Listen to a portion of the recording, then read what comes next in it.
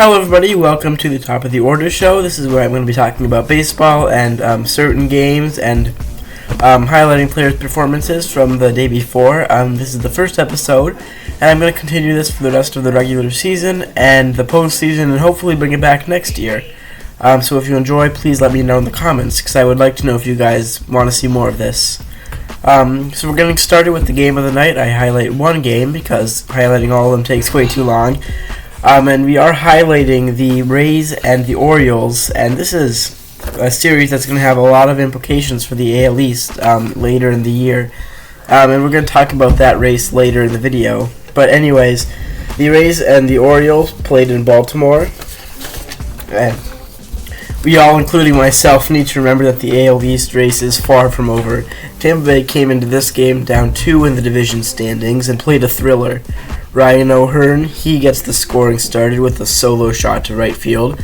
In the third inning, though, Brandon Lowe knocked in an RBI single to right field, and then Randy Arozarena drove in two on a triple. The Orioles weren't going down, though, as Gunnar Henderson knocked one out of the park. By the way, something to point out, Gunnar Henderson, after this game, is only 1 run shy of the Orioles' rookie single-season record for runs in a season. That's currently held by Cal Ripken Jr., just a random stat there. Then Adam Frazier got one in to tie the game on a fielder's choice groundout.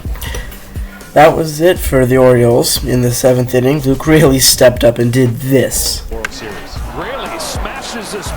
Pete Fairbanks, guy's been on a tear for the past month or so. He strikes out the side, and the Rays win in a crucial game. And like I said, in a few minutes, we're going to talk about that AL East race. So it's time to get into some of the other news from the league. In Baltimore, fans outside Camden Yards were handing out these flyers yesterday, and I think it's a great idea. The Orioles management, particularly the Angelos family, cares nothing for the committed staff members and broadcasters that commit their lives to the franchise, and I'm glad to see the fans finally speaking out about it. On a much, much brighter note for the Orioles fans, the 2020 first-round pick of theirs, Heston Kjerstad, has been called up to the Major League roster. As if Baltimore didn't need any more superstar talent at the moment. The thing is, though, wasn't it just last year that the Orioles had, dare I say, one of the best farm systems in baseball history? Let's count off. Adley Rutschman, Jordan Westburg, Grayson Rodriguez, Gunnar Henderson, and a freshly called-up Ryan Mountcastle. Now Jackson Holliday and Colton Cowles are really the only ones left. This just means this is the beginning of an Orioles dynasty, right? Moving on from the Orioles, it's been announced that in November, at the annual MLB winter meetings, MLB owners will vote on the Athletics' potential relocation to Las Vegas. This will be interesting. I am very sure that they will vote for them to move, but I really feel for the committed Oakland fans.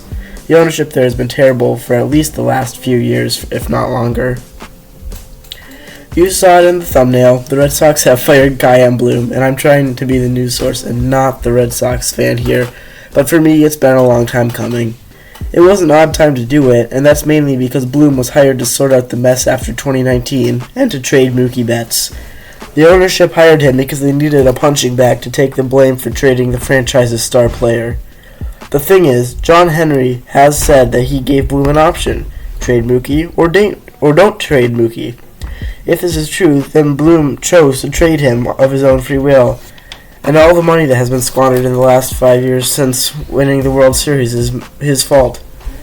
It's clear that with a good GM, the Red Sox could have sorted things out, extended Mookie, and still built up the farm system. Instead, there was no direction for the big league club, and Xander Bogaerts, J.D. Martinez, Nathan Eovaldi, and Mookie Betts all left, and the farm system became an above-average one. That is, however, the only positive. The Red Sox stayed under the CBT this year and will have some money to spend this offseason. With prospects such as Marcelo Meyer and Blaze Jordan coming up as soon as this next season, things could be looking up for the Red Sox. The next general manager in Boston is going to have a cakewalk because he has a pre-built farm system and money in his pocket to spend. While the Sox don't look like much now, they could certainly be a big contender next year, with possibly a whole roster rebuild. So we saw Jason Dominguez's injury the other night. Turns out he's going to have Tommy John surgery. His expected return is 8 to 10 months, and someone this young should not be trying to pull a Bryce Harper and do a crazy return. That's going to set him up for a very early April, late June return. The Yankees, while I can't say I feel bad for the fans because of how spoiled they are, this is going to be a cherry on top for the horrendous season they've put out there this year.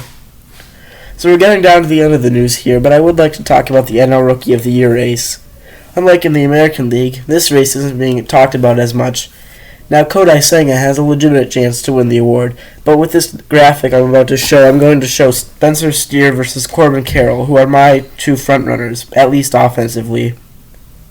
So here's the graphic, and as we can all see, Carroll has a reasonably tight grip on almost every big offensive category. Everyone was talking about this Carroll kid at the beginning of the year, but then it died down. But he certainly didn't get cold or anything. The only major stat he doesn't lead Carroll in is RBIs. Even homers Carroll leads Steer in. It would be pretty hard to look at this and not pick Carroll as the winner. Now whether RoTY Senga beats Carroll is a different story and a harder one to compare, as Senga is obviously a pitcher and Carroll is a batter. So the last thing to look at before we get into the top players from yesterday is to talk about the AL East race.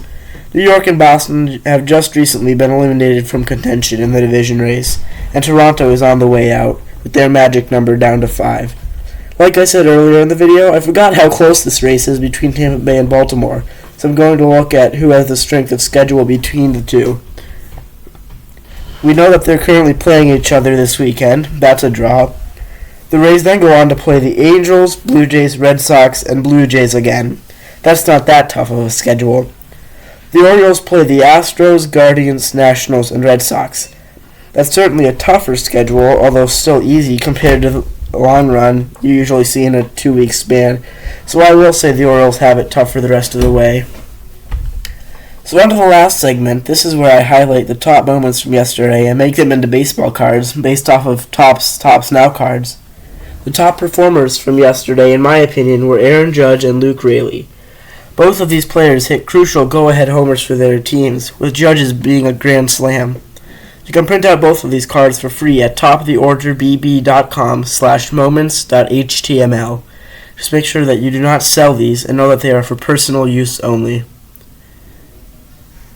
That's it for today. Thank you for watching. This video took hours to make, and if you want to support me, you can click that subscribe button. If you would like to leave a tip, contact me at topoftheorderbb@gmail.com. I hope you enjoyed, and I'll see you tomorrow. Bye.